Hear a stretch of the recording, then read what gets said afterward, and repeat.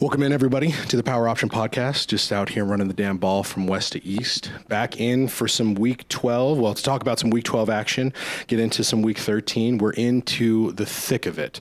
We're really finding out some shit about all these teams, both the love and hate for some of these teams and how people want to go about defining the rest of the season. But regardless, we're going to get there. We've been there. I'm excited to keep talking about it. Garrett, how are you?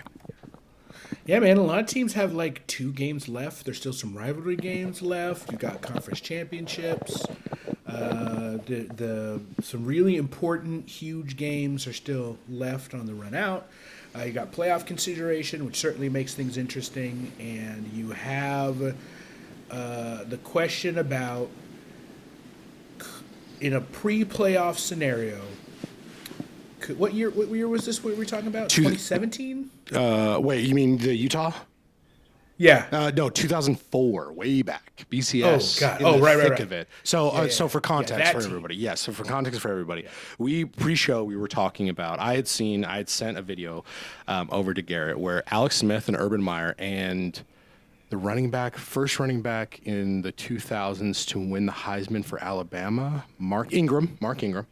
Right. We're on a podcast together, and in that podcast, Alex Smith and Urban Meyer both said that they believed that their undefeated Utah team during the 2004 season would have beat the USC team that eventually became the BCS National Championship. Now, that USC team became the national champion because of some weird voting scenarios. They didn't actually play in the national championship game. It was sort of an odd situation that happened, but regardless of it, Utah, Alex Smith, one of the, if not the greatest Utah quarterback of all time, I have to assume that he is, a great there. And then Urban Meyer, also a great Utah coach, believed that they could have banged with that USC team. That USC team, for those who don't remember, housed at the time, a Heisman-winning Matt Leinart, and then a future Heisman-winning Reggie Bush, who probably is one of the best running backs to ever play in college football. Those two, Urban Meyer and Alex Smith, believed that they could win that game against USC. Because of the BCS at that time, we never would have known. We obviously didn't know. We could never. But if we were in a scenario today, we could do that. And I wanted to talk about this to start because there's so many people out there poo-pooing who should go in the playoff. Indiana, for example, who we're going to get into. Do they deserve to be there? Does Boise State deserve to be there? BYU, who are also going to get into, do they deserve to be there? They're saying, oh, these teams should or shouldn't. But we once lived in a scenario where we had an undefeated Utah team, and maybe deservedly so, I don't know, that was unable to play against the top opponents in college football.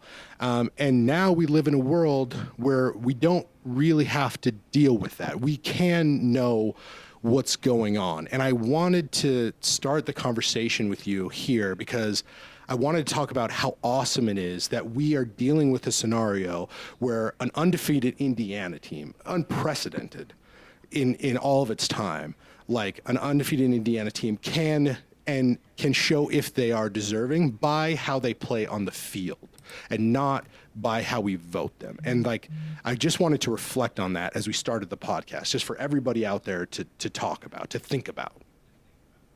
Right. Well, yeah, I mean, just a few notes. That Utah team beat Texas A&M the first game of the season. The Mountain West was terrible. It was bad. Yes, that's true. The second best team in the conference was New Mexico, that went 7-5. They were 5-2. Utah just really stomped the shit out of everybody. I think the trickiest thing when you look at them is early. They had a shootout against Air Force at home early. Other than that, they pretty much beat the pants out of everybody. North Carolina at home, Colorado State at home, BYU at home, and then they beat the mess out of an okay Pittsburgh team in the Fiesta Bowl to win a championship. USC that year, they played in a decent Pac-10. Yeah. Cal was second, went 9-2. Arizona State went 9-3. It was fine. They beat Virginia Tech on the road their first game. They beat Cal. They beat Arizona State. they beat UCLA in their rivalry game. They beat Notre Dame. They also had a very good year. They beat number 2 Oklahoma. They played in the BCS National Championship game. It's Auburn that also went undefeated that year, that had a close win against ACC champion Virginia Tech, who's also kind of in the conversation for being a national champion that year, but they didn't get a chance to play because you can only have the top 2 teams play in the BCS, and they were number 3. They did play. USC did play in the Natty that year. What was the year that they got voted? Was that 05 then? Where they got they didn't play with it, but they were it? I think it was 05 then. Might have been 05. It might have been. It doesn't matter. It doesn't matter. Yeah. USC had their one close game like Utah did. Well, actually, they had 2. They had Stanford. They had a close game against Stanford, close game against Cal. Beat the mess out of most everybody. They had a close rivalry game at UCLA. Here's the trick, right? You're not wrong about the fact that they would get to play it on the field. That's what's important about this conversation, is they would have had a chance to prove it. Your BCS Bowls that year is USC played Oklahoma, Texas played Michigan in the Rose Bowl, Utah played Pitt in the Fiesta Bowl, Auburn played Virginia Tech in the Sugar Bowl. Right. Those would have been all playoff teams. Yeah, and that USC Oklahoma game was like Oklahoma looked like fools, and fuck Bob Stoops. That's what I want to start this conversation with first. Yeah. But also, they look like children. USC made them look like fools. They blew their asses out. It was gross. Right? I remember watching it at our house. I remember. Yeah. But here's the trick. That Oklahoma team might have had the best looking resume of everybody. Yeah, and I think they had Adrian Peterson. They beat Texas in the shootout. Let's see, yes, they did. Oh, and I mean, he was a monster. Yeah. He was a fucking monster. Yeah. They beat Oklahoma State. They beat Texas A&M. They had Texas in the shootout. They also blew everybody out, and then they got wiped by USC. Right. I would have a hard time saying that I think Utah would win that game, only because Utah played nobody at that level. That's true. And the Mountain West. And the Mountain West was the most Mountain West. It wasn't even the Mountain West of that era. To your point, was not even as good as this Mountain West. Like Boise State was unformed at that point. They were beginning their sort of like dynasty build to the Boise State that we know now. Nevada had not even touched, some guys. So you're right in that the Mountain West was closer to the Conference USA than they were to what they are today. They did do it, but also Utah did all the things that they needed to. They got all of the W's that were required. Yeah. But I would have been okay with you saying, like, if you got to the point where it's like, okay, so Pittsburgh would have maybe, if you did the playoffs now, Pittsburgh would have maybe gotten the first round bye. I mean, there's a one more major, like you actually had a Power 5. The Big Ten existed. Or not the Big Ten, the Big East existed, which is interesting. Yeah, Big East did. So you got Pittsburgh. So there's a bye there. So, Utah at number 5, they would have had to beat, let's see, number 8,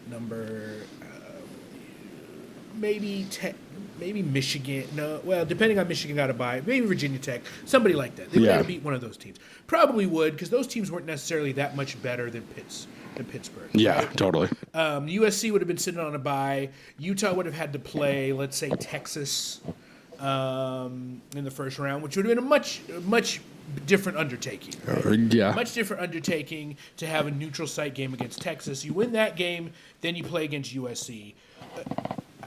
I mean, they didn't have anything that really said that they couldn't win both of those games, but I think at best, Utah was correctly about the 4th or 5th best team in the country.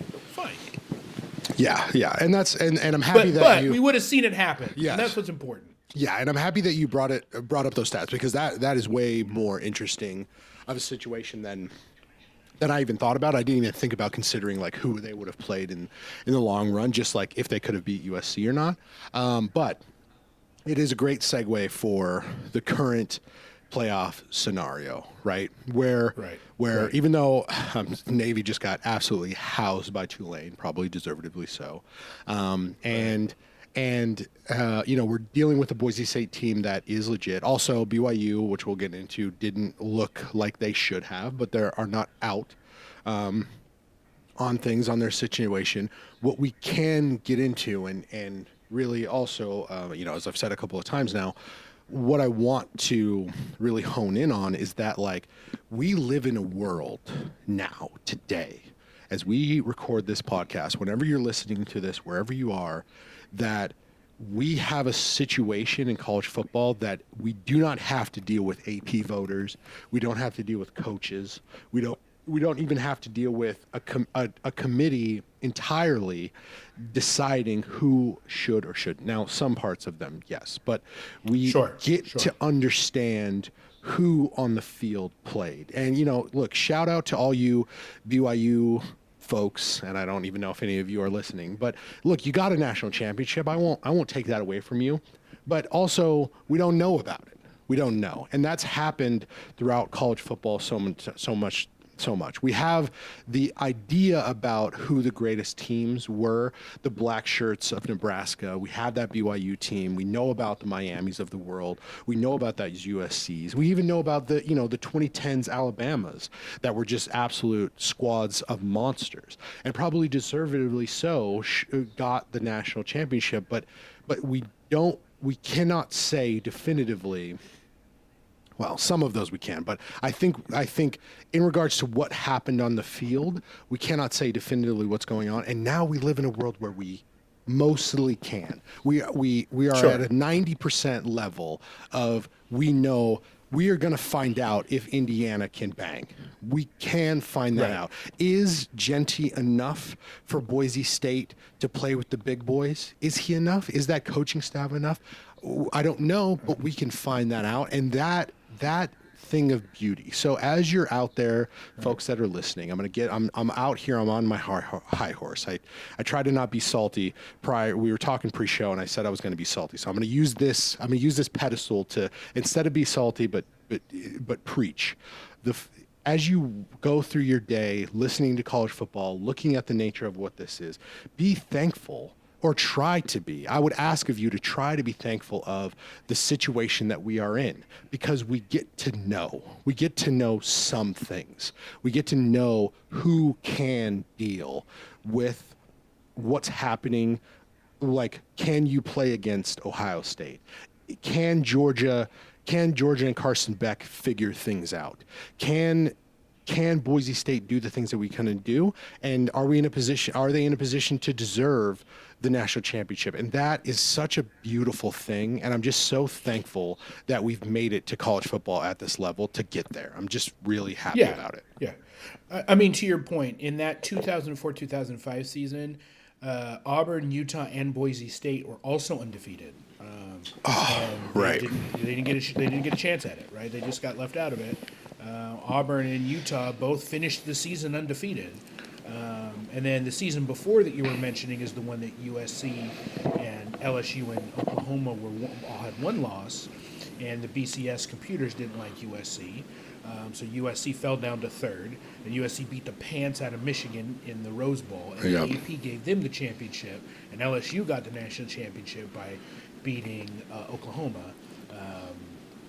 And so it's like, we don't have to worry about that. The top four teams in the country are going to have an opportunity to play for national champion. Yeah. The top 7 teams in the country, top 8 teams in the country are absolutely going to be a part of the national championship game. Yes. Or national championship tournament. Yeah, right? and that's great. It's great. And I don't have a problem with that. No, it's fantastic. It's fantastic. So anyways, I just want to bring it up. I want to talk about it to start things off, because there's so much negativity in the world, in the college football world specifically, and it's hard to lose sight of the great cool things that are happening. And so I just wanted to take some time to talk about that and be excited about the December that we're about to walk into.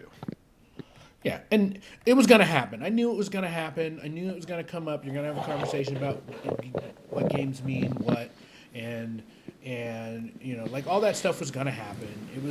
It's kind of a natural progression of adding a multiple team playoff in a situation where you used to be in a place where losses were huge. Right. It had to be perfect or close to perfect.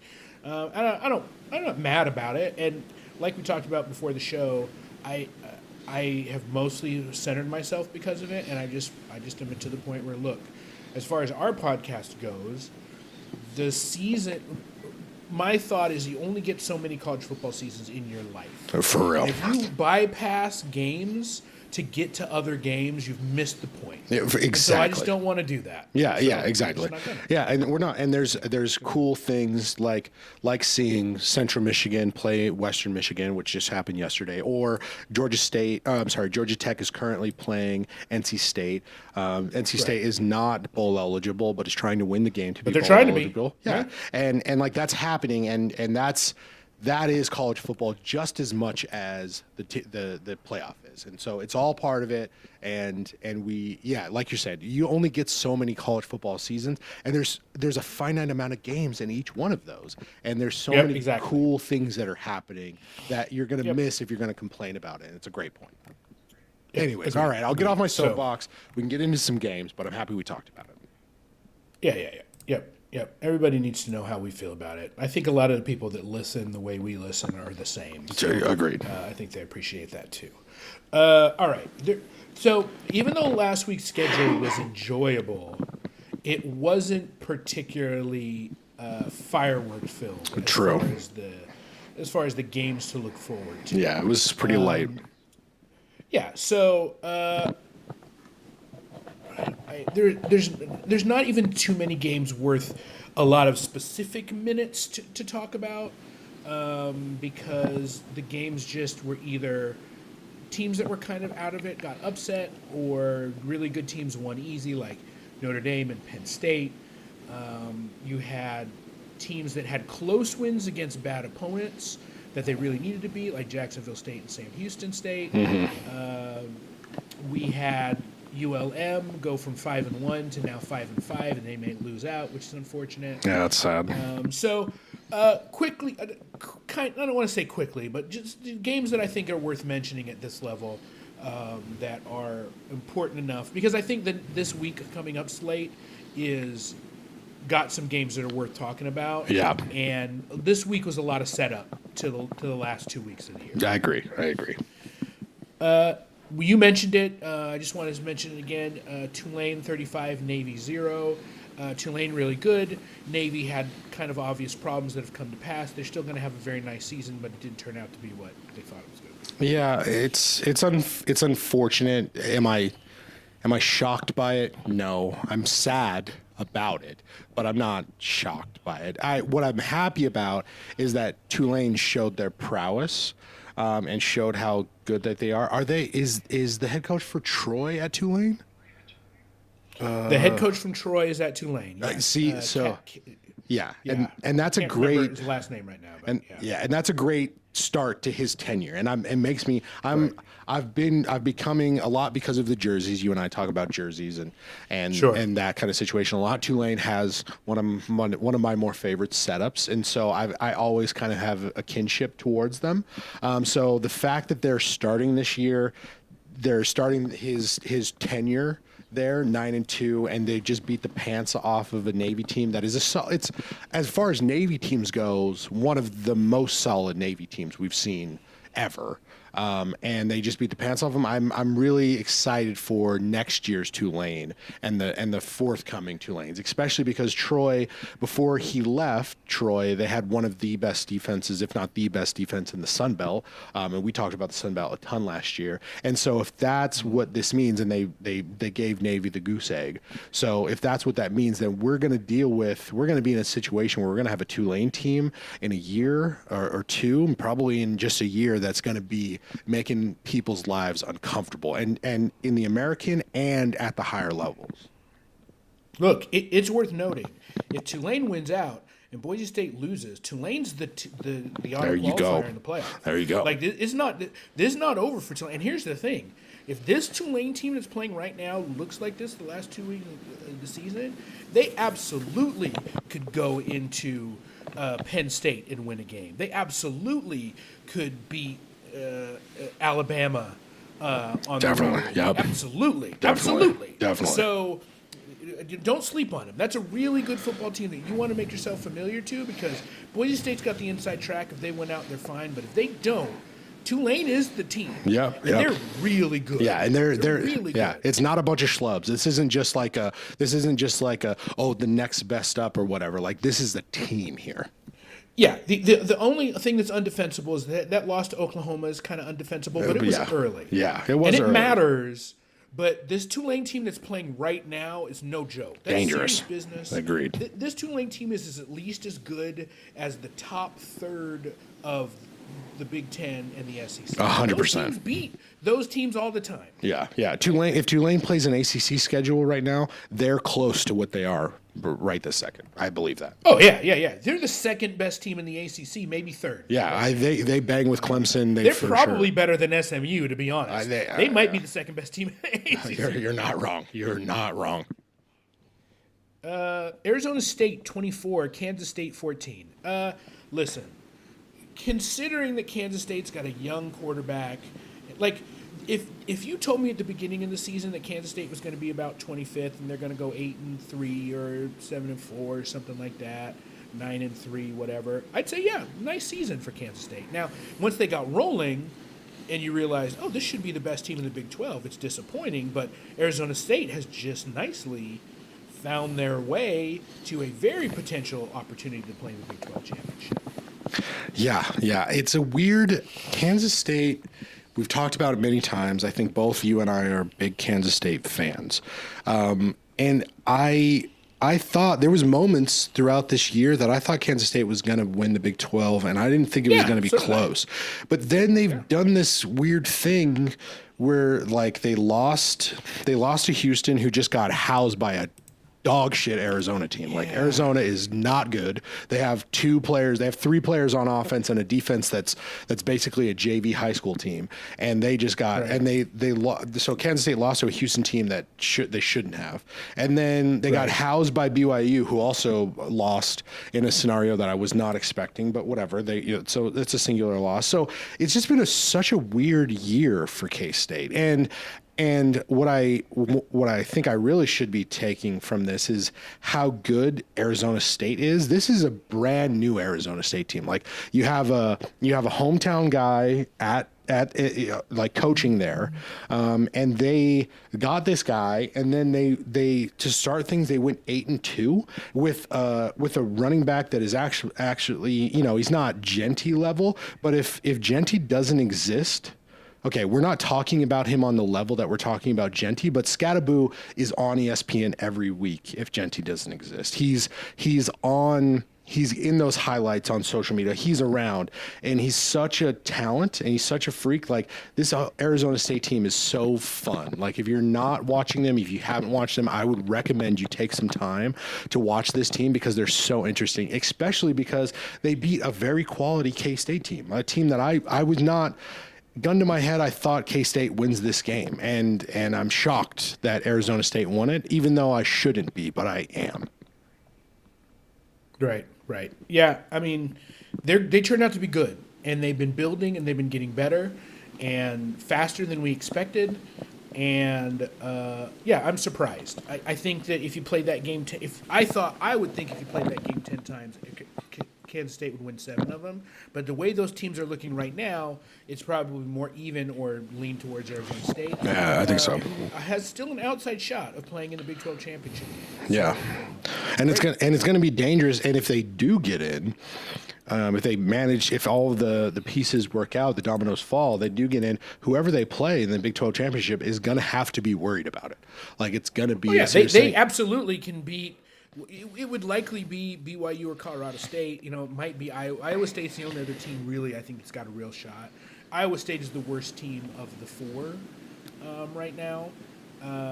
Colorado, I don't know if they're peaking or what they are, but they're one of the few teams in the conference that's won 4 straight games, so I guess they are peaking. BYU's got problems, but they're certainly not bad. No. They can beat anybody. No, they can win. Yeah. So that's the thing. The race for the Big 12 champion is going to come down to maybe a tiebreaker, which whatever. But the championship game should be really interesting against two good teams. Yeah, and we could be living in a world where Arizona State gets a bid to the playoff because they win the Big 12 championship. They could. That's a wild scenario. That's not. If you had asked me about that at the beginning of the season, I would have laughed in your face. I would have said, "What are you talking about?" But we also live in a situation where the Big 12 champion may not make it into the playoff. But aren't they one of the 4 automatic bids? No. It's the top 5 ranked conference champion. Oh, There's shit. a possibility that shit. Tulane could be ranked over them and Boise could be ranked over them.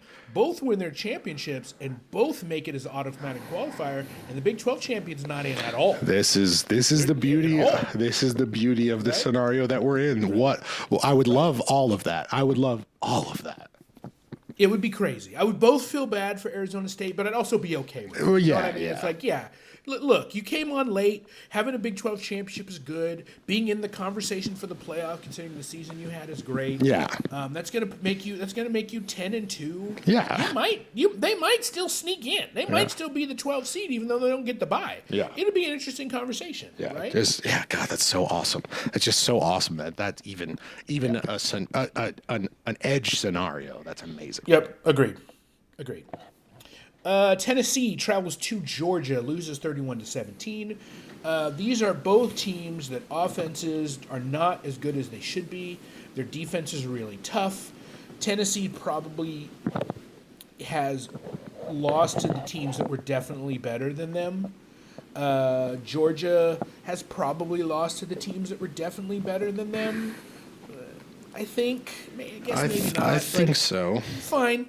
I think.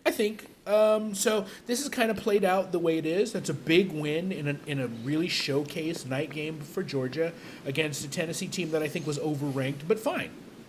Yeah, definitely overranked. This is, I've been trying to do my best to not let the salt flow, but I'm going to let it throw here because it's happened before this season, but it always happens every year where there's some SEC matchup that looks awesome on paper, but is not actually awesome.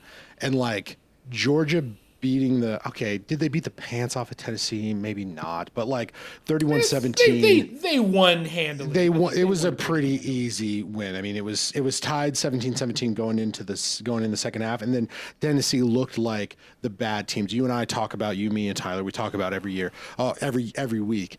Good teams make it into the third and fourth quarters. Tennessee didn't make it into the third and fourth quarter. They mostly won the advanced stat category. They were at .27 EPA per play in the 89th percentile, where Tennessee was at .05 in the 55th percentile. They pretty much had a pretty solid game. Yeah, and so it's like, and I know that the SEC heads out there are like, this is why the SEC is the best conference, and like, sure, number 7 lost to number 12. That is reputable. That's not that you had to be good to do that. But I think that Tennessee and their other loss is Arkansas, which I'm a fan of, but that's not a good loss. That's a bad loss. Oh, that's true. That's a bad. I forgot that it was Arkansas that they lost. It's a bad loss, and I think it's Arkansas. They went to Arkansas and lost it was on the by road. 5 or whatever. And so it's just like, it's not good. And so it's just like, what are we doing here? But here's the thing, Brian. I'm going to stop you for a second, only because I don't even want to do this, because there's one of the people that you are talking to is going to say that the fact that Arkansas can beat Tennessee is proof. All right.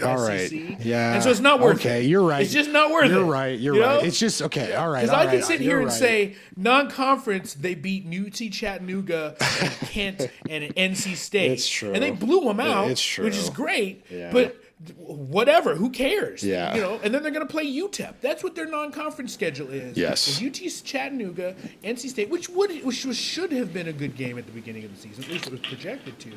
Kent and UTEP. They didn't play nobody. So the only strength of schedule they were going to have is in conference. And because they're really good teams keep losing to their average teams, it makes their average teams look better instead of saying, well, maybe your good teams aren't as good. It's not worth it. Yeah. So we're not going to do it. Okay, It's you're just right. You're whatever. right. You're right. What I should If they harp make it to on. the playoff, it's going to come out in the wash. Exactly. And that's what I should harp on, is that it is the SEC is what it is. You're right. You're 100% right. That's true. They only Tennessee is not at fault for being where they are. That's just where they've been. Exactly. It's exactly what they've done. They can only be who they are. And you're right. That's what I should reflect on. And they will get sussed at, as they did in this game, looking like a bunch of chumps. They looked chumpy, and now the world can see it. And I should let that power the argument that I have myself than saying the things that I wanted to say. You're 100% right. You're right. Yeah, exactly. It's just like what we talk about that you don't get credit for in reverse is as that Kansas 17, BYU 13. Yes. It's a surging Kansas team that was supposed to be good and probably is good. Yes. BYU has some of the best wins of teams that are in playoff consideration, and they dropped a bunch because they were going to, because it's the Big 12. Yeah. There's nothing any of us can do about it. If BYU wanted to control the narrative, you don't lose at home against Kansas. Yeah, Period. for sure. You just don't. For sure. You win that game, you're the 5th team in the country, and we don't have this conversation. And yeah, it's not fair, but it's never been fair. Yeah. This is as most fair as it's ever been. Yeah, I was going to argue with that point. What? Like Whatever. it is fair because BYU, like Provo, you and I have gone. We've talked about it before. It's not like going to the swamp, but like the Provo faithful, especially on a year it's a good atmosphere. where you walk in 8-0, or I mean 9-0. Like that's going to be a rowdy situation. You got the Rocky Mountains behind you. You got a group of fans that love you if you're terrible or if you're great, and they're going to especially love you if you're great. And then you lose to a Kansas team that, you're right, is surging. I thought that they were going to be better. I thought that they would look like Kansas State looked versus Kansas State looking like Kansas State looked. But you just can't lose a game like this. You just can't, you can't do it. But you luckily we're in a scenario where you can lose a game like this and not even be out. You're not even it's not even totally done for BYU. They have opportunities still to make things work and figure out what's going on. The rest of their schedule, let's take a look. They got Arizona State. You win that Arizona State, that's a hell of a win. And then you got Houston. Huge win. And you got Houston, which is a team that is weird to me, but also still a reputable. They're probably mid-bad, but they're better than they probably should be. That looks like what the Kansas win should have looked like if you beat Houston. So BYU still has they have their destiny in their hands, and if they decide to win, then they will get what they deserve. Right, and then if Colorado wins out, then you'll play a number 15 Colorado in the conference championship game, and then you win that game, and you're in the playoff. Yeah, for sure. You're in the playoff. I think you're going to be the 5th. You know, they're still high enough over Tulane that if both BYU and Colorado are both above Tulane. I'm looking at the coach poll. I guess I'll have to playoff. I think that's still true. But yeah, Tulane is 20th. Colorado is 16th. BYU is 14th. So yeah, they're both above. So if they all win out, then the team that wins is going to be ahead of Tulane. Now, the one they got to worry about is if Army beats Notre Dame. Army beats Notre Dame and goes undefeated, and Boise doesn't lose again, then somebody's got to worry about Army. Yeah, that's also somebody's awesome. got to worry about Army. That's awesome. Right? Since I'm here, let me just go through the top 15 of the playoff rankings. I'm not going to go through all of them because I think I've mentioned the ones that are important. Yeah. As I mentioned, the fact that Missouri is still on here is just so funny. Just silly. But also, Illinois is still on here. So at a certain point, like I talked about before, you have to put 25 teams on this thing, and you're not going to be happy with 4 of them. Yeah, and it's fine. Yeah. But, from 20 to 25, it can be like whatever you want it to be. Yeah, it doesn't matter. Number 15 is Texas A&M. Look, they got to play Texas. Right? You lose to Texas, you're out. You beat Texas, you're in. I'm fine with that. Yep, sussed out. They're not going to play in the conference championship game, but you beat Texas, you're in. Yeah, Whatever. totally, and deservedly so. Yeah, and they play at Auburn this week, which they should win fine. Yeah, I think so too. As we mentioned, BYU 14, they're at Arizona State. 13 SMU, they're at Virginia. Now, there was a conversation about the fact that BYU and SMU have the same record and BYU beat SMU. I don't think it.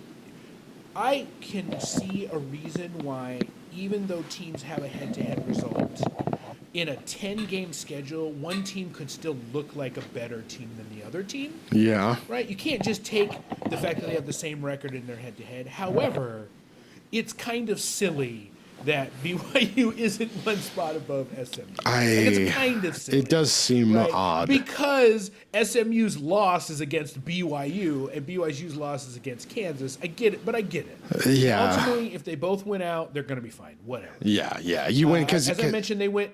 Go ahead. Go ahead. No, go ahead. As I mentioned, they go to Virginia, winnable game.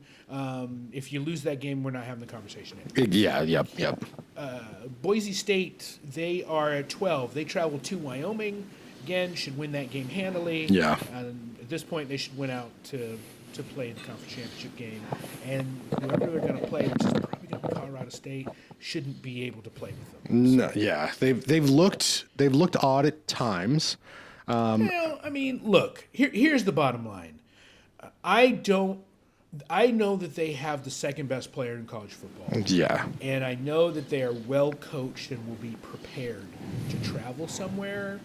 But do I think, even what I feel about Penn State, that they're going to be able to handle the biggest of big boy defenses within a passing game that doesn't really work great? I don't know that I do, but I'd love for them to have a shot. But for now, it doesn't matter. Yeah, they got to beat everybody in front of them, and they should be better than everybody they play. Yeah, That's all you got. Who's the first? Who's the best player? Who do you have as the best? Travis Hunter. Okay. Yeah. Double-sided. What are you gonna do? I mean, just an absolute Yeah. athlete. Plays both ways. That's he's right now probably going to win the Heisman. He probably because should. He's doing ridiculous stuff on both sides of the ball, which people don't do. Yeah, some Charles Woodson type shit. But like more than that. Yeah, right? for sure. Charles Woodson was a receiver, but his best thing was he's a returner and a defender, and he made big plays. Travis Hunter is a number one receiver on 120 of 130 teams, and he's the best cornerback on every team. Crazy. It's insanity. Yeah, you're right. He's an absolute freakish talent. Yeah, amazing. Tennessee is at 11. They play UTEP at home. Tennessee is where, if I was going to have a problem, I would, because even if they went out at this point, I'm just like, okay, but outside of the SEC, they didn't beat anybody of import, and then they lost to Arkansas. But when you get to the point where it's like, well, you got to get 12 teams in, do I feel better about them than I do Clemson? Yes. Yeah. Do I feel better about them than I do South Carolina? Yes. Yep. Do I feel better about them than I feel about Arizona State? Yeah, probably. So fine. I'm closer to that one, but that's honestly I am that's too. But that one like if they said one of the other of them got in either scenario, I'd be like fine. Yeah. It's just like, okay, fine. But, Arizona State probably deserves some more credit than they do, but they lost at Texas Tech, which is rough. And they lost at Cincy. Like those also are not rough. Good Exactly. Those are losses to average to. Now maybe those teams are maybe as good as Arkansas, but that's two of them. Yeah. You can't do. Yeah, it's not a Georgia loss. Exactly. Yeah. It's for whatever it is. Tennessee beat those level of team. All of those teams that Tennessee beat are that level or worse. Exactly. Yeah. That's fine. Yeah, totally. 8-2 Georgia is 10. They play UMass at home. It's going to be a nothing game. Yeah. Georgia's the one team I don't got shit to say about. Like, I don't think they're that good, but they did it, right? Yeah. You play Texas, you play Alabama, you play Ole Miss on the road, you play Tennessee, you win all those games, you beat the shit out of Clemson, fine. I have no holes. Like, they scheduled somebody, and then they had a bunch of good teams on their schedule in conference, and they beat them. Fine. Yeah, and that Georgia Tech rivalry game win at the end of the year, if they beat Georgia Tech, reputable. Georgia Tech ain't bad either. Yeah, that's no qualms with Georgia. Yeah, that's a solid if Georgia was the last team in, that's where I would be. Like, this is where my cutoff is probably Georgia. Yeah. And I would if the defense didn't look like it did against Texas, then I would say I don't believe in them. They're effectively Tennessee to me. I don't care about them at all. Yeah. But Kirby for one game, and I mean, they're still obviously very good, but for the most important game they played thus far, they had a Georgia looking Kirby Smart defense, and that's what got them the win. And Carson Beck did enough to get things done, and that makes me think that Kirby can get things done. So I'm okay. Like, I think that they should be in at this point. Like, they do what they need to do. You win against Georgia Tech. I think it's fine. I'm right there with you. Yeah, I have no problem imagining that they can win some coin flip games against the next 4 teams I'm going to bring up. Yeah. And Penn State. And then I think that they're probably a little bit worse than a coin flip against Oregon and Ohio State. I agree. And because their offenses are so bad. Yeah. That Georgia offense is not good. Georgia offense is just not great. And when they play real, actual adult, grown-up offenses like Alabama, then they have problems. Yeah, true. I think. Well, you know what? I'm going to take that back. I was going to say I think the fraudiest team up here is Ole Miss at 8-2, at number 9, traveling to Florida. I want that to be true, but you're right. It's not true. However, they're not. That's not true. You're right. Want fuck Lane Kiffin's bitch ass, but Jackson Dart is legit. The defense is something. Like, this is a team. Like, it's they go to like Ole Miss, Oregon. If they play 10 times. It's 6. It's 7-3, 6-4. 7-3, 6-4 Oregon. Right. Whatever. It's not like they're not going to get right. blown out. Like, they and in regards to the SEC specifically, they are what we think that they are. Yeah, I think it's okay saying they're around the top of this series. I agree. 2 major conferences. Yeah, I'm sad about it. I don't have agree. a big problem with that. Yes. But this is also a team I watched play kind of a dog shit LSU and couldn't perform offensively. However, LSU also a lot of these teams, not even just a lot of these teams. All of these teams we talk about have really good defenses. And so it's hard to separate, like, whatever LSU's poor-ass offense is, their defense is really good. Ole Miss's defense is a bunch of studs. Georgia's defense is a bunch of studs. Tennessee's defense is a bunch of studs. Alabama is probably the only team that has a decent mix of the two, and so just not leaning on the defense being a bunch of studs, but Alabama's offense can fail as well. Yeah. So it's fine. And I'm gonna actually talk my shit on Ole Miss, only that the Kentucky loss is not great. It's okay. The Kentucky loss is equivalent to BYU losing to Kansas. It's the same. Yes. It's the same. I agree. And so I want to bust them for it, but like, Kentucky is not good, but they're not bad. Right. And so, then you lose to LSU at LSU in Death Valley against a not good LSU team. But then your other wins, you beat Georgia, which is a thing. Right. And so it's like, all of that together, again, I don't want it to be fun, but it is fun. Yeah, you beat Georgia. So here's the deal. You blow out South Carolina. You beat Oklahoma decently handy. You blow out Arkansas. You beat Georgia. Yeah, fine. You're a top 10 team. Okay. I just don't. I'm not going to lose sleep over that. Agreed. Number 8, Miami, 9-1. They play Wake Forest at home. Look, Miami's had their flaws. This is actually probably a fine place for them. Best offensive team in the country as far as like numbers go, but their coaching is a net negative in-game coaching, and their defense is just not on the same level. So if they can't score, they can't play. Yeah, which it's sad. I was hoping that we might see a Miami team that was similar to Cam Newton, Auburn. I've been making that comparison a lot, but they're just not that. It's unfortunate. But Cam Ward is fun. He's so great to watch. The Miami offense is fun. It's cool. But it's like, gun to my head, do they beat SMU? I don't know. Like, do they even beat Clemson? I don't know. I don't think they played either of them, right? They haven't played either of those matchups thus far. I don't believe they've played either of those matchups. So it's just like, I really think Cam Ward is one of the best athletes in the nation. I think he's probably the third guy behind Genty and Travis Hunter. in regards to what he's been Sure. doing, what he does for his team. But I don't know if they have, like you're saying, the coaching is odd. The defense is non-existent. It's like a last year Big 12 type defense, just not doing anything. Exactly. Like unless Cam Moore just balls, which he's going to have to do for 4 games in a row, including the ACC championship game. Like it's going to be tough. Right. So here's the one thing I will say. The one thing I will say is, if you've got Miami.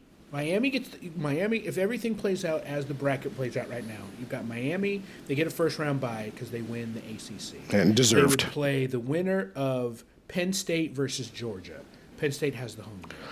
I absolutely could see them being able to beat the winner of that game. I agree. Right? Definitely now, agree. I could see them losing too. Don't get me wrong. Yeah. But I could see them winning. Right. Yeah. So then they play. Let's just say that the brackets go out. You play Texas in that next game. Yeah, they lose to Texas. They probably lose to Texas 7.5 out of 10. Okay. All right, fine. Yeah. I think that's about right. So I agree. They're just right. Yeah, I agree. Yep. All right. Alabama is 7. They go at Oklahoma. Alabama is the most up and down kind of team, I think, in the group. But they also have really good wins. They certainly have the ability to be one of the best teams in the country. So 7 feels fine. I think that they should be. Oh my God, I can't believe I'm actually going to say this. I might throw up before I finish the sentence, but like, I don't think that they should be higher than Ole Miss, and I don't think that they should be higher than Georgia. They beat Georgia, so I'm fine with that one. But Right. I just don't know about them. And now I'm not using like, quantitative reasoning here. I'm not putting Right. together exactly. I just, after watching them, the losses Sure. that they've had, the things that they've done Sure. this year, I think that I'm much more of a proponent of Penn State than you are, but I think that they lose to Penn State. I think a rematch against Georgia, they lose. I think they lose to Ole Miss. I think those are true. I think That's all true. they might have enough in the tank that, defensively to shut down Genty, and Boise State might be too one-dimensional to beat them, but I don't think it's definitive. I think it's close. So I mean, I could see Boise State putting together a game. But I think so, too. Alabama wins that 8 to 2. I or something. I think But I get it's close, and so I just don't really think Alabama has done enough. The Georgia win means a lot, and it was a crazy win. And Williams is one of the premier talents in the nation, and he's a child. And we're talking about a game full of children, and that kid is the most Right. child of all the children in this game. So you have access to a guy like that. Milroe is legitimate. The defense is not. I don't know if I would put it at Saban level, but it's Alabama level great. It's good. Yeah, it's Alabama level great. And so like they're a reputable team, but I don't know if I love absolutely. them being as high as they are. I think it's a little I think it's weird. I think you've got this mix of really good wins and bad losses, and how do you quantify that? And so sometimes they have to pick who they think is better, and sometimes they have to pick based on their resume. And the problem with the rankings ultimately is that they use the resume when they want to, and they use who's better when they want to. That's the biggest problem. Yeah, but that's again, okay. It's not worth Yeah. litigating. It's Yeah. fine. I'm perfectly fine with this. I think because yeah. the next team we're talking about, Notre Dame at 9-1, they've been beating the skulls out of since they've lost. They've been beating the pants out of everybody. It's true. Because their defense is crazy and good, and their offense has been good enough. Yeah. Is Notre Dame the 6th best team in the country? I don't know. Yeah. But some of this is the nature of the fact, because look, if this Notre Dame team had started not ranked, they'd be 15th. True. Right? Because again, with a loss to NIU, if they'd started not ranked, they'd be 15th. Yeah. But they didn't.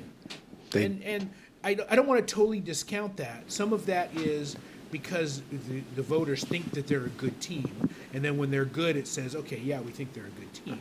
They're maybe the most unknown of this group. I think I so. don't know what they're going to look like when they play against the big teams. I would not be shocked because they have to play a first round game. They cannot get a bye. So I think that they could lose to any team that they play in the first round, and I think that they could win 52-0 against any team. In the All first right, round. I know, and the problem with Notre Dame is the problem with football. We don't have enough games to know.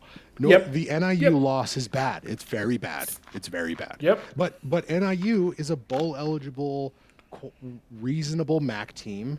You know, it's not the worst loss ever. You know, it's not.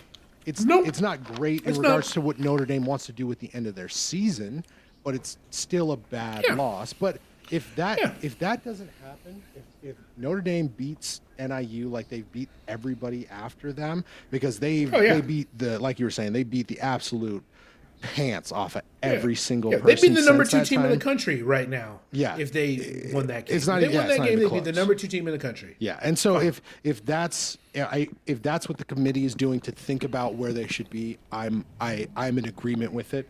And so, Yeah, and I'm not saying they shouldn't be 6, mind Yes. you. I'm just saying It's an that's unknown. the team that I feel that's the team that I understand the least. yeah, I agree. Like I Ole agree. Miss, I think can lose games. You know, Miami, I think can lose games. Alabama, I think can lose games. Notre Dame, I think it's just as possible that they could be playing in the national championship as I am that they could lose in the first round. Yeah, like It's even to me. Yeah, I don't yeah. know. Are they Texas or are they Penn State? Yeah, exactly. Yeah. Exactly. Like the next team up, number 5, Indiana, that has the huge game at Ohio State. Look, do I think that they're a big hitter? No, I don't. I think that if you take away their record and look at how they are, they're efficient, they're offensively minded, they do a really good job. They're Miami. That's kind of what they are. Okay. They're All right. a little bit also Miami. Okay. Right? So 5 is great for them. Look, if they go to Ohio State and win that game, they're the number 2 team in the country. And people are going to be mad about it because they're going to complain about the schedule and blah, blah, blah. And Ohio State's got 2 losses and whatever. Whatever. It's going to work out because if that team can figure out how to beat Ohio State on the road, then they can beat just about everybody. Yeah, They're good enough to beat every other team in the country if they can win that game. Yeah, it's 100%. If you go to the shoe and you beat Ohio State and that makes you 11-0, that means you can beat Yep. Oregon. Absolutely. That is what the possibility of that You is. have to have respect. You got to get respect. You Yeah. cannot give them no respect.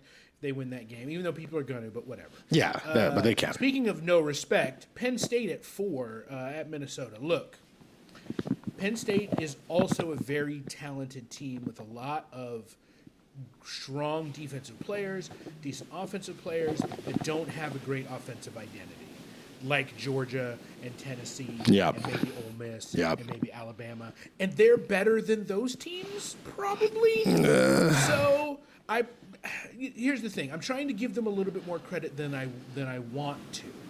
But they're at least conversationally even to those teams. It's the least you could say in a conversation. It's hard for me to say that they are way better or way worse. If Vegas booked these teams, they would, in some cases, they would probably give the SEC team would have a better Vegas spread than them, I think, and that's fine. Yeah, I think that I'm leaning more as the season goes on. I'm leaning more towards you in regards to Penn State, in that I believe in them less and less. However, first round in Happy Valley, I think that they can beat probably whoever they play. Second round, I mean they're more than likely right now. I suspect they're going to be the top non-bye seed. yes, Right? So they're almost assuredly, unless they lose, they're almost assuredly going to be, if they win out, they're assuredly going to be the 5. yeah, Right? yeah, And so then that means they're going to play the 12. They're absolutely, there's almost no chance. This is the kind of team they're always better than. definitely. Always better than the team that's going to be at the 12, which is going to be like, Tulane or Boise or somebody like that. Yeah, and those are winnable They are games. generally a more talented version, or at least evenly talented, with better skill position players than those teams. So, Yeah. great. I don't want to take that away from them, but I also know that once they have to face almost everybody else is the kind of game they lose. I And so until they win it, I just don't want to give them credit for winning. I'm okay. So I started this by leaning towards you. Now I'm leaning back towards me. I think yes, they beat whoever they get in the first round. If they Boise, Tulane, those are winnable games for them. But I don't think that they beat Texas, Ohio State, or Oregon. I don't think that they have that in them. But I do think they have the capacity to beat Notre Dame, Alabama, Georgia, Ole Miss, Tennessee, Miami. Yeah. Of those Sure. groups, I think that they have the capacity. But once the game becomes big, like going to Ohio State, like playing in the Big Ten Championship, like getting the opportunity to play in the Big Ten Championship, that's where the Franklin flaw comes in, and that's where they lose. And so I don't know how far they go. I think their top end is you win a first round, you're happy about that. You get the win at Happy Valley, and then you have a nice end of your season as you do whatever you're going to do. Yeah. The way you just said it, we're saying the same thing. Yeah, I think that totally. they win that first round game at home Yeah. because for the most part they're going to play a team that they're considerably better than. Yes. And then every other team left is at the quality of the teams they lose. Fine. Totally. Yeah, perfectly fine. Number 3, and Penn State goes to Minnesota, a game that they shouldn't have any problem with, but I think it's going to snow, so that could be interesting. Yeah. I'm excited about that game. Texas is number 3. They have a home game against Kentucky. It's the kind of game that, even though I think they'll handle it easily, I wouldn't be surprised if I blink and the final score of that game is 28-20 Texas, because they're looking ahead a little bit to Texas A&M, and Kentucky's kind of scrappy. But Texas should be fine. I think so. And this just might be because of the basis of how I've thought about Texas since they won the national championship many, many years ago. I'm worried about them losing one that they shouldn't. I think that they've shown. I think Ewers, I need to stop busting him so much. I think he has the capacity to take his team and take this offense and do the things that he should do. And I think that they go to and beat Kentucky. Kentucky's scrappy. They're real scrappy. They're the type of team that if Texas loses this game, I go, well, yeah, that was the type of game that Texas loses. But Sark has shown thus far that he's only trying to lose big games when he's trying to lose, and that they should continue on. And I'm willing and okay with dealing with that reality. I think that they can bang with everybody who's not the big boys, and then when it's the big boys' time, it's still going to be close-ish, I think. Yeah, and I want to make it clear, because I don't think I did when I was talking about it. Even though I think that there's a world where Kentucky could beat Texas, Texas is demonstrably a better team. They 1,000%. They are so much better than Kentucky. Yes, for sure. Also, I wouldn't be surprised if it's 35-0 or 42-7 or something like that. Yeah. They're like way better than Kentucky. Yeah. It's been a little disappointing. Yeah. And the defense is good. The Texas defense is real. Yeah. It's they're basically they're top 5 in offensive EPA and top 5 in defensive EPA. Yeah. And they kind of do what they want, and they control the ball. And only time that you see their stress is when they're playing against other very good football teams. Yeah. Yep. Okay. Ohio State 9-1. They have the big game at home against Indiana. Ohio State is absolutely a team that can win a national championship, and I still, even though Oregon's done what they need to be the best team in the country, and I think they are, Ohio State as the number 2 team, as the could be the best team in the country, they beat Indiana. Oregon slips up. Ohio State is still very good, and Ohio State is the team that I think is well suited to beat the rest of these teams because they can play both kinds of games. I think Oregon is the only other team that can play both kinds of games a little bit better, which is why they beat them. But Ohio State may be the best defense in the country, which is crazy, and their offense is versatile and exciting enough, and except for they have problems running in short yardage, they can do everything else that all these other teams can do at least pretty well. Yeah, I think the number 1 and number 2 are real serious number 1 and number 2. I think Oregon and Ohio State are those 2 teams. I think it's definitive. I think they play Texas. Texas has a problem. They play Alabama, Notre Dame, whatever. All those teams, they have a problem with Ohio State. It's going to be a problem. Yeah. Now, which is such an interesting thing because Ohio State's. We're going to find out if Ryan Day is really that guy. And I think I wanted to bust him I've wanted to bust him a lot since Urban left. And I always, for a long time, I thought he just had what Urban gave him and he was making it work. But he's no longer in that space. He is the coach of Ohio State, and he is the coach that Ohio State can rely on to bring themselves a national championship if it's going to be so. So the cool thing about, I also wouldn't be surprised if he gets out coached against a team that should be better. And I think he's very good, but I don't think he's a top echelon coach. I think he's the right in the next level coach, like Franklin. He's right there, puts together really good talent, really good coach. Team's always very good, but can always be outcoached by a random team that's better than him year in and year out. Okay, and I agree with you, and that's exactly, I'm happy you brought it up that way, because that's exactly why I bring this conversation up, because the difference between Oregon and Ohio State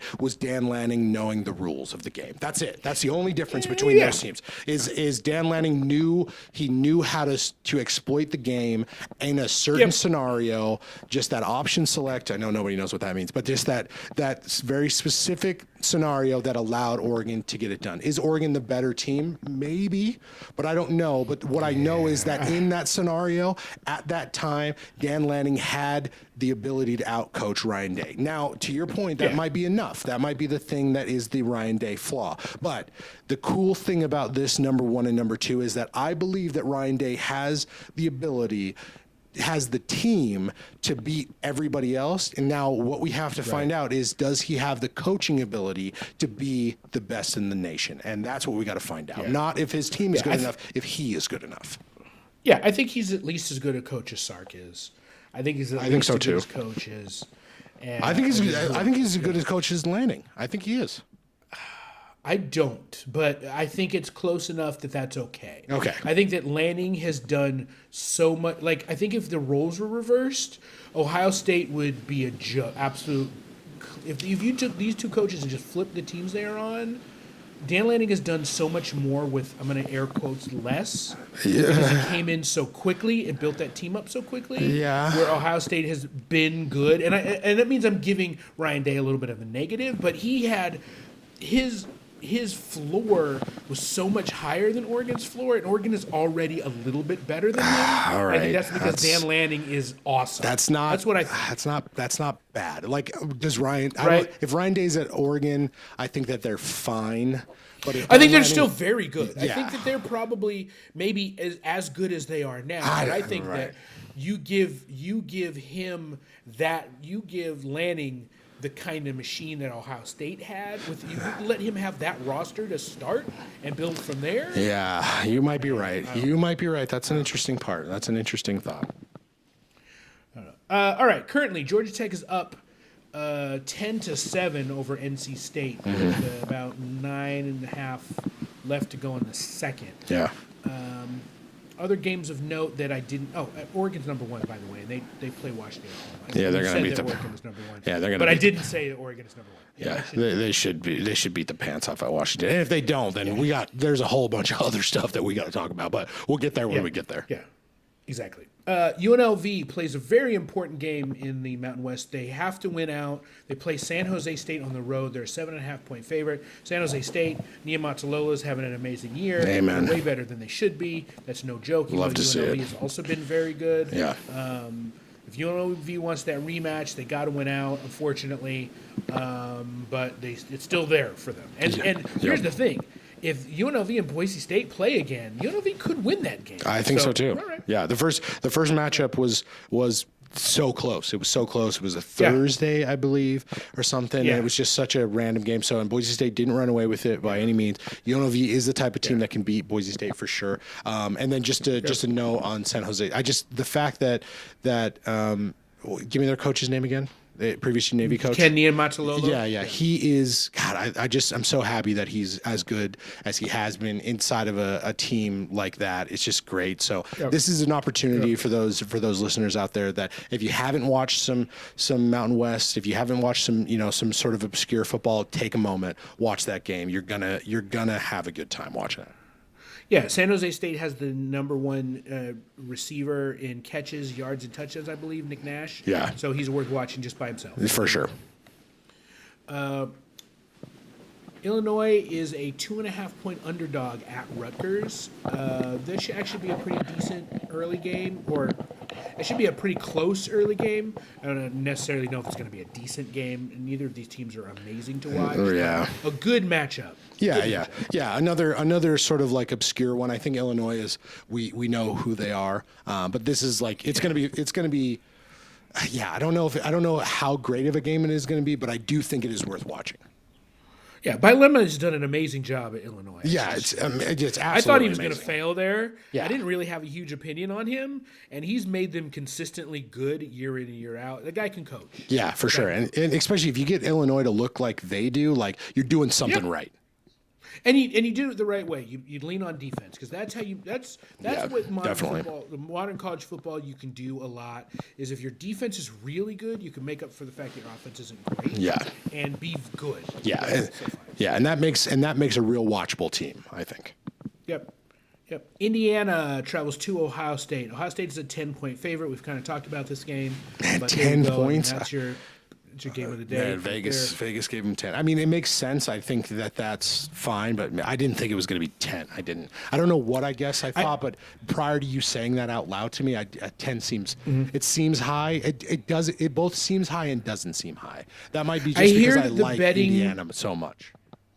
Yeah, I hear that the line has been moving higher, like Ohio State 12, Ohio State 13. Yeah. But somebody said, I think it was Richard Johnson said, yeah, but one of those things is that because this is a helmet game, you're going to have a lot more casual bettors, so you can't definitely. look at the That's line not bad. as much. And so That's I'm like, not you know bad. what, that's fair. Yeah, that's I not think bad. a 10-point line, I think if you say, giving Indiana some respect by saying Ohio State's 10 points better than this team, It's fine. Yeah. I think gun to my head, I would have expected 7, but whatever, 7 and 10, whatever, it doesn't matter. Ole Miss travels to Florida. Ole Miss is 11-point favorite. Florida has got the quarterback. His name's, I think his name's DJ something, or something like that. Anyway, he is young and he's really improving. Florida turned out to not be a total shithole like we thought they were at the beginning of the year. Yeah, I would have thought they were. It's a winnable game. Ole Miss can absolutely lose this game, Man. or Ole Miss can win this game 75-12. I've never wanted. I've been a Florida fan since Tebow. I was in high school when Tebow was doing the run and having fun. Urban was there, all that kind of stuff. So I'm always partial to Florida, but I love to see them beat Lane Kiffin's bitch ass. God, I would love that. Could do it. I could do it. It would be crazy, but I could do it. Yeah. I mean, this Florida team might be not quite as good, but close to LSU, the LSU team that beat Ole Miss. So at home, so I don't think it's crazy. Yeah. At the game that I will be at, Sam Houston versus Jacksonville State. Oh man, that's gonna be fun. The winner of this game is probably making it to the Conference USA? Yeah, Conference USA championship game. It's a huge game, probably the biggest game in Jacksonville State history. I have to assume, yeah, that's great. Yeah, huge, absolutely huge game. Both of those teams won close games last week, and I think I don't know what the atmosphere is going to be like, but it's going to be on CBS Sportsnet. It's going to be a televised game. Super stoked. Yeah, it's going to be super fun. I'm jealous. That's going to be a fun game Yeah. to be at. Even if it's a light crowd, which I don't expect it to be. Like that should. I have no idea. Right? Who could say? Literally Who could say? no game. Yeah, that's true. But I think it'll be Jacksonville fun. is in the middle of freaking nowhere. It's like you're in a forest, and then ta-da! Yeah, here we so are. I have no idea. Yeah, but it's going to be fun. God, that's cool. It'll be super sick. SMU travels to Virginia. SMU is a 9.5-point favorite. You got to win this game. It's a kind of game you could get tripped up on if you're not good, but yeah, you just got to win this game. Yeah, got to get it done. I'm all in on SMU winning the ACC, getting things done. I want them to happen. You can't lose this game. You got to get it done. God, I hope they get it done. Yep. In maybe a surprise. You know what? It is a surprise. I absolutely would say if I told you at the beginning of the season that a 7-3 UConn team is facing a 7-3 Syracuse team, you would tell me no I would have been like, I would say no way. Yeah. I would have been like, what are you even talking about? Like how what scenario could we have found ourselves in to allow this to happen? Yeah. But here we are, and I'm here for it. And I don't know if Moore Jr.'s got it or not. I kind of think he doesn't, but you know what? 7-3. Look, he could have 8 wins this year. Yeah. You know what? I got to give him credit. Look, I honestly, I agree with you, or I would have agreed with you at the beginning of the season. But you make UConn win more than 6 games, that means you got it. Right. Yeah, that means you got it. Yeah. I mean, you're doing something. And now, however, you know what? Just for a minute, I am curious about what those wins were. All right, 1 win was against Merrimack, fine. They beat Sure. Florida Atlantic, who I believe is bad. They beat Buffalo, who's not bad, but not good. Yeah. They beat Temple, who is bad, and Rice, who is bad, and Georgia State, who is not bad, and UAB, who is bad. Fine. You know what? I say all that, but UConn was supposed to also be bad. Yeah, that's what I was going to bring up. You were a step over the bad teams so definitively that you beat 6 of them and an FBS team. You know what? Way to go. Because I'll give you a little clap for that. Yes. It's impressive. Yeah, because if we played back each one of those teams' schedule and we talked about UConn, we would have said they're bad every single time. Right. Yep. Except for maybe Temple. I wouldn't have been surprised if Temple lost. That's true. That Other and than Miramax or whatever. Yeah. You're right. Yeah, Right. I would have been fine. Mac Brown says that he is going to continue coaching. I hope that Boston College, who is a 2.5-point underdog at home against North Carolina, beats the shit out of them.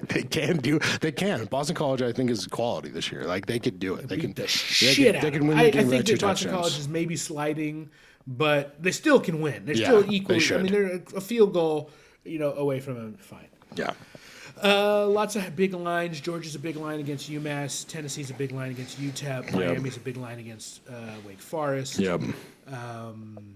Let's see. James Madison is a 7-point favorite at home against App State. James Madison who's got stuff together, even though they're not going to play in the conference championship. But considering that Cignetti has all of their players at Indiana, they still are going to get 8 wins, and they're going to probably reload and have a nice little season. So well done from James Madison. Honestly, yeah, huge. Like based on what they were last year and having no shot at playing anything in regards to the end of the year, and then becoming what they are, and then obviously Cignetti being at Indiana and doing what he's doing, like the fact that they've replicated anything that's been close has been great. Inside of a Sun Belt that as the listeners know, I'm a big fan of. Like you can't just go and win, if you're brand new there. So like this has been good great. Teams in the Sun Belt. Yeah, it's good. Yeah, good teams.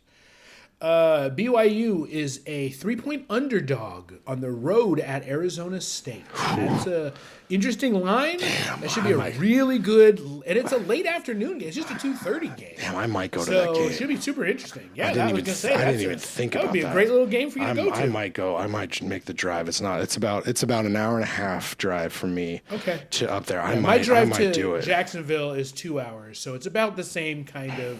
Like, okay, I can go 2 hours for a kind of big time. Right, though? Yeah, that will be a big time game. That's going to be a big time, man. I might That's I an might do ESPN it. game. I might do it, man. And Arizona State's got the header. Ooh, man, and it's 1:30. Ooh, man, I got stuff to think about. Yeah. Yep. Colorado's a 3-point favorite on the road at Kansas. The fact that line is 3 feels about right. Like, Colorado is good, but Kansas is improving.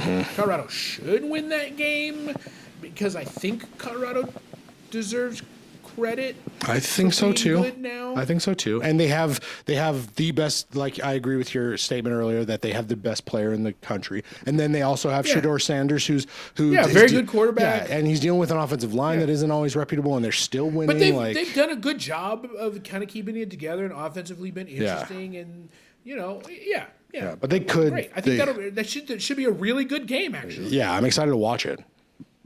Yeah, it should be a really good game. That Penn State-Minnesota game, Minnesota is an 11.5-point underdog at home. Again, I think the only thing that may be interesting about that game is it could snow.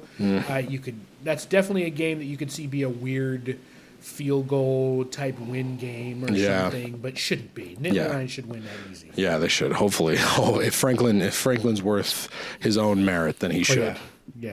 Yeah, one of the things that I just clicked on this CBS article, and they were like, Penn State's worried about Minnesota, not the playoff. And it's like, that's where you might get in trouble. Exactly. Right? If you're looking at if you let that noise happen to you, that's where you could get in trouble. Yep.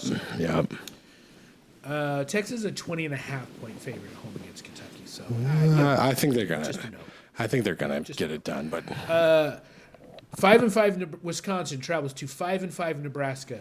Nebraska could also go from 1-5 to not winning to a bowl. Nebraska's a 1.5 favorite at home though against Wisconsin. I'd really like to see Nebraska get their 6th win. That would be really sad. Even though it would kind of be hilarious for Nebraska to go 5-7, but I really would just like to see them get to a bowl and celebrate it and start to be able to take that to the next level. I'd like to see that.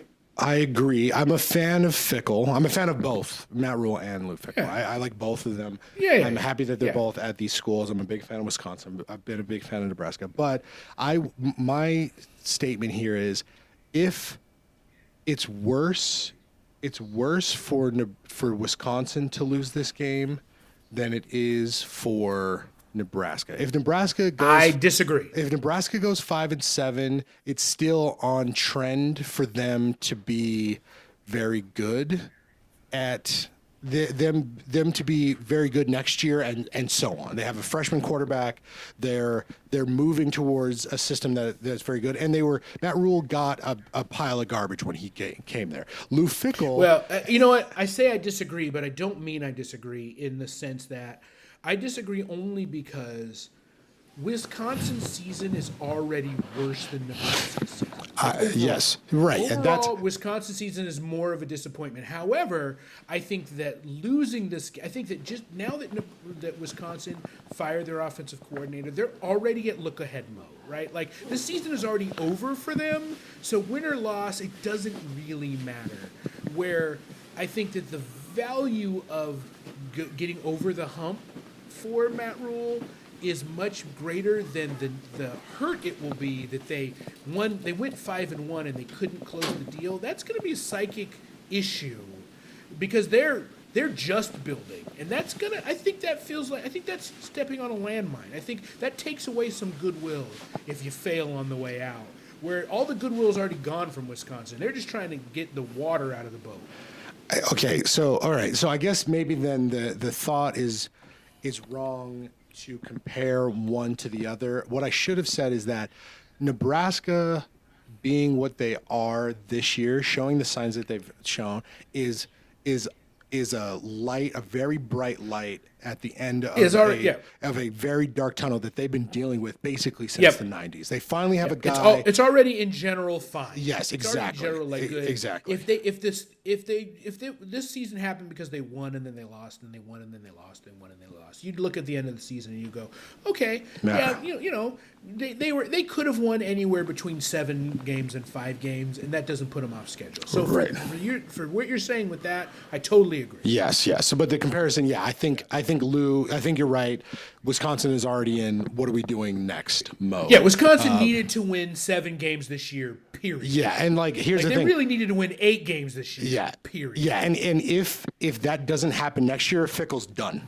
Yeah, he's done. Oh yeah, he's done. Look, if they go 3-3 next year, Fickle is. He's going to get the axe before the end of the year for sure. For sure. Yeah. They have to be good right off the bat. Yeah, definitely.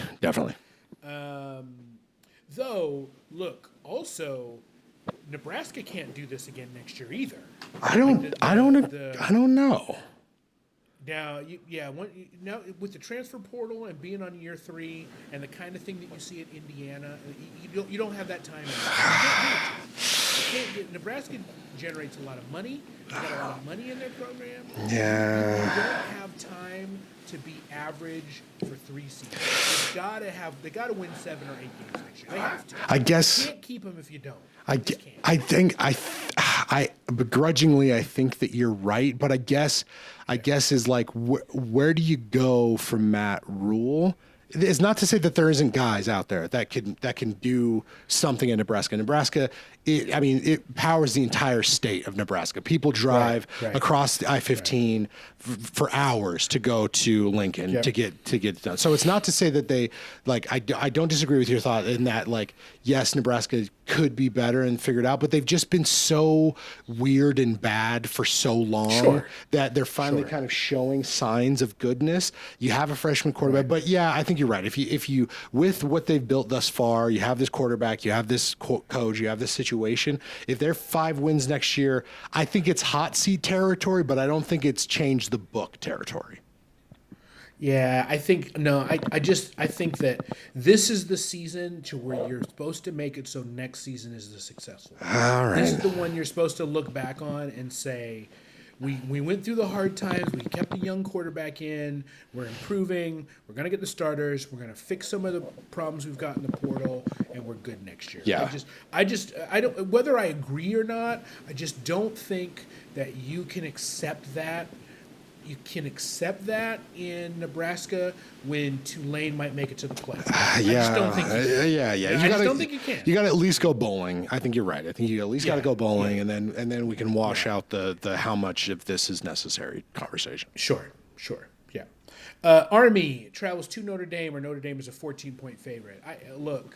I don't think Army's got it, but man, would it be exciting! God, I know. Man It's, alive, would that be? yeah, and here's the other side of it. If Notre Dame does what they did to Navy, even if they just beat Army, honestly, then we know more about this this Notre Dame team. Like we get this game is all information. This game defines a bunch of stuff about the end of the year. However it gets sussed out. Yeah.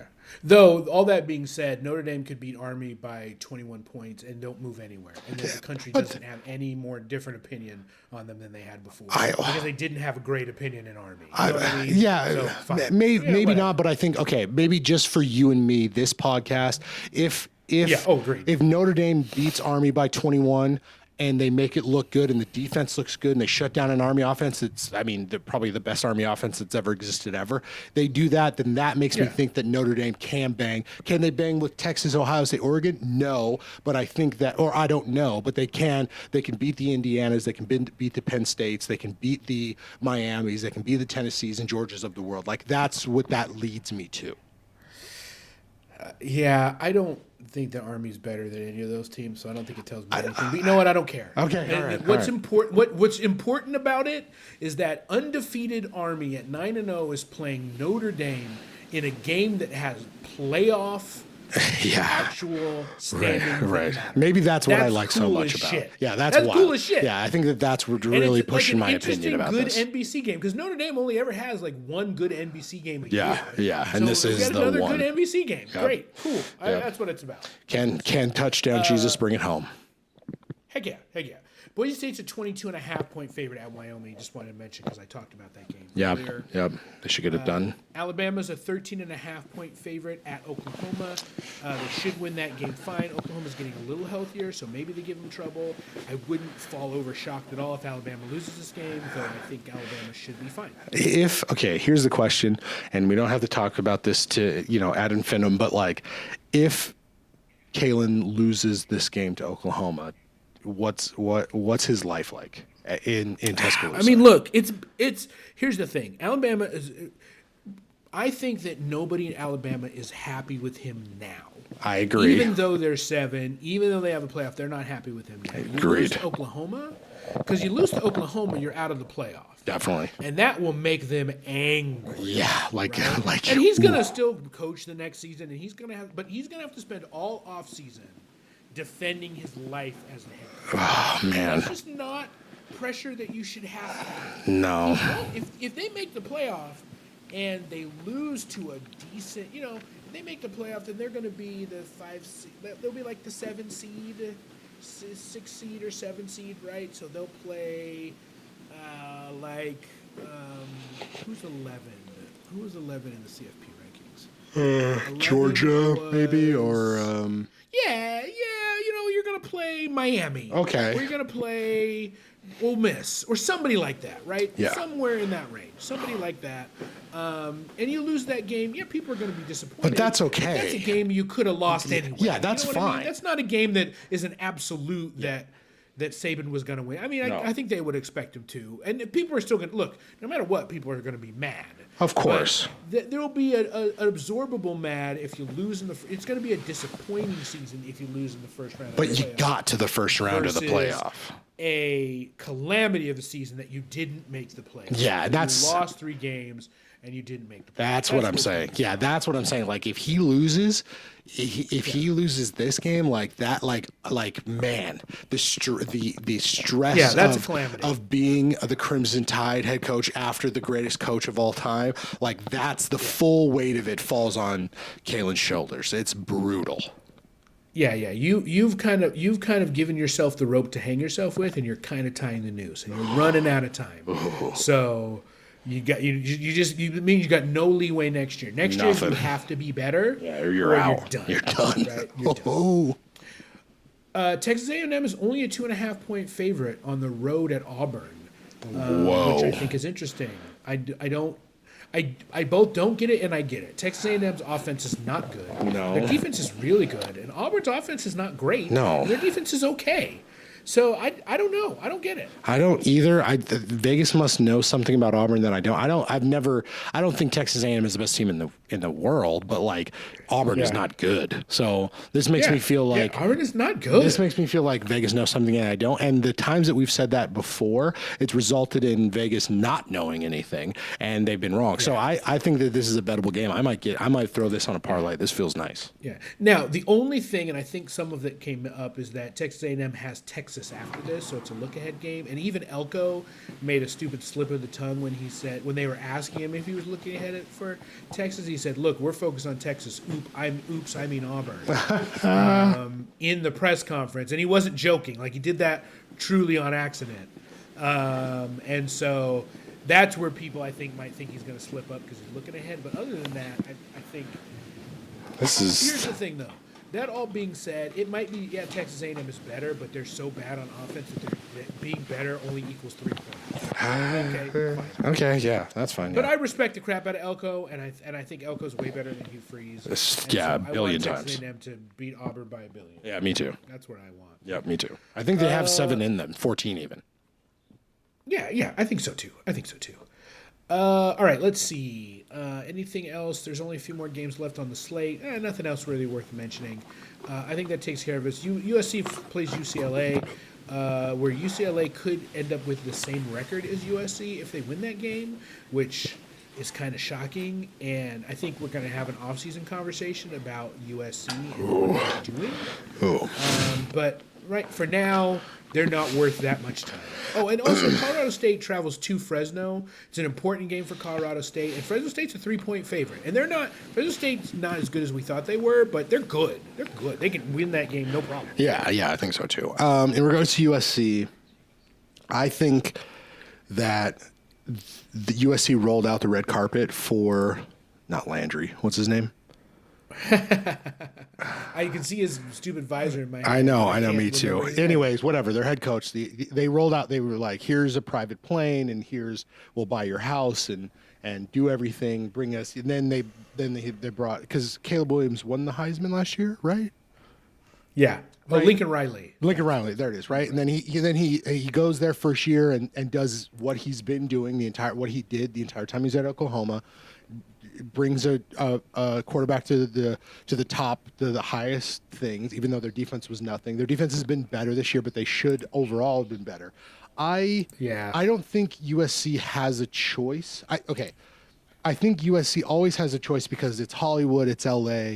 You have to assume when you have Snoop Dogg going to your games. No, I think you're on the right track here. When you actually. have- I don't think you should back away from it. I think you're on the right track here. I just don't like you. I think USC needs Lincoln Riley more than Lincoln Riley needs USC, but It's not a premier job anymore. No, it's not a but- job that just deserves anybody to drop what they're doing and show up and be the USC coach. It's just not that job. But I would hope, and I mean, look, I think I apologize for this for you California listeners, the whoever that we have that is listening to this.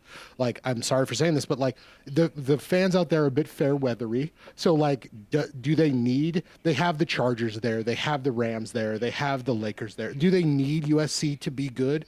I don't know, but like in regards to the pantheon of college football, I think USC wants to be good. I think they want to be. Oh, yeah. They want to do the Michigan things. They want to do, and that's why they rolled out everything that they rolled out for Lincoln Riley. But I think Lincoln Riley has enough to get to do what they're doing that they don't run away from them, and they hope that worst case he's Ferentz or Whittingham or Gundy. Like if worst case you're running into a USC team that's just Mike Gundy at the helm, that's not a terrible life to live. But it feels like USC would want more than that, and so I'm curious about the Lincoln Riley life.